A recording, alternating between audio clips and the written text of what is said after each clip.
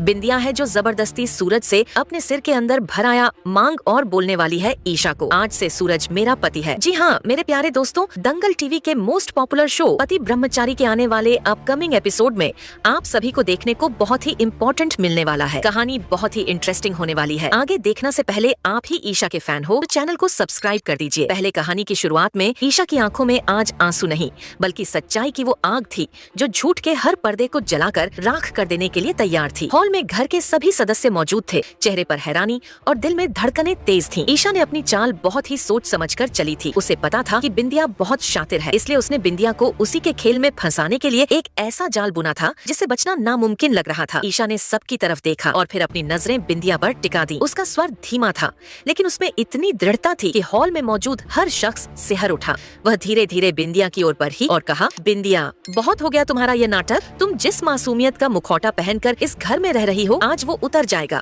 तुम झूठ को जितना भी छिपाने की कोशिश कर लो, सच पानी की तरह अपना रास्ता बना ही लेता है और आज तुम्हारा असली चेहरा सबके सामने आ चुका है। बिंदिया के माथे पर पसीने की बूंदें चमकने लगी। उसका दिल जोर जोर से धड़क रहा था। उसे लगा कि अब बचने का कोई रास्ता नहीं है, उसकी सारी पोल खुलने वाली है। लेकिन बिंदिया भी कच्ची खिलाड़ी नहीं थी। उसने तुरंत स्थिति को भांप लिया और वही किया जिसमें वह माहिर थी, धोखा। जैसे ही ईशा ने अगला शब्द बोलने के लिए मुंह खोला, बिंदिया ने अपनी आंखों को ऊपर चढ़ाया, शरीर को ढीला छोड़ा और एक जोरदार ड्रामा करते हुए जमीन पर गिर पड़ी। आह मेरा सिर कहते हुए वह बेहोश होने का नाटक करने लगी। उसके गिरते ही घर में अफरा तफरी मच गई। जो घर वाले अभी तक ईशा की बातों पर गौर कर रहे थे अचानक घबरा गए। सूरज जो अब तक चुपचाप खड़ा था, बिंदिया को गिरते देख अपना आपा खो बैठा। वह दौड़कर बिंदिया के पास पहुंचा और उसे सहारा देकर उठाने लगा। उसकी आंखों में चिंता थी जो ईशा को खंजर की तरह चुभी। सूरज चिल्लाया, ईशा जी अब बस भी कीजिए।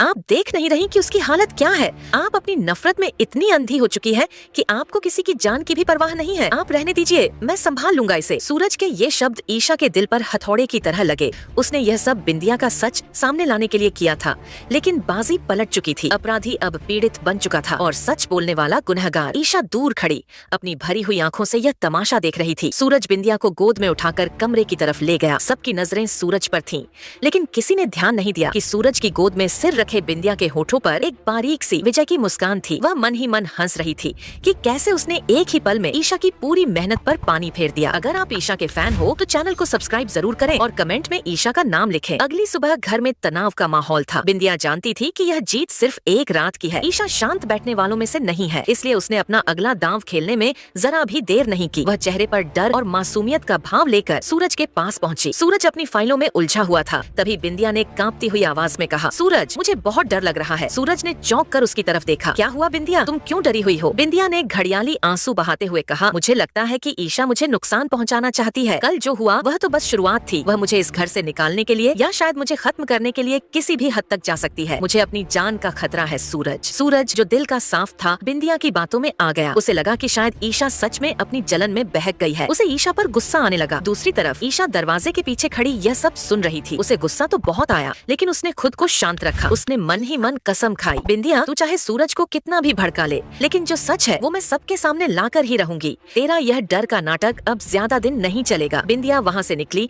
और मौका पाते ही उसने चुपके से अपना फोन निकाला। उसकी उंगलियां तेजी से कीपैड पर चली और एक मैसेज टाइप किया। यह मैसेज किसी मामूली इंसान को नहीं बल्कि उस शैतान को भेजा गया था जिसका नाम सुनते ही अच्छे अच्छों के पसीने छूट जाएं। गुलाब सिंह। शहर के बाहर एक सुनसान और वीरान इलाके में बना पुराना गोदाम, जहाँ दिन में भी अंधेरा छाया रहता था, वहाँ गुलाब सिंह का राज चलता था। बिंदिया का मैसेज मिलते ही उसके चेहरे पर एक क्रूर हंसी तैर गई। वह फोन की स्क्रीन को देखते हुए बड़बड़ाया, तो आखिरकार खेल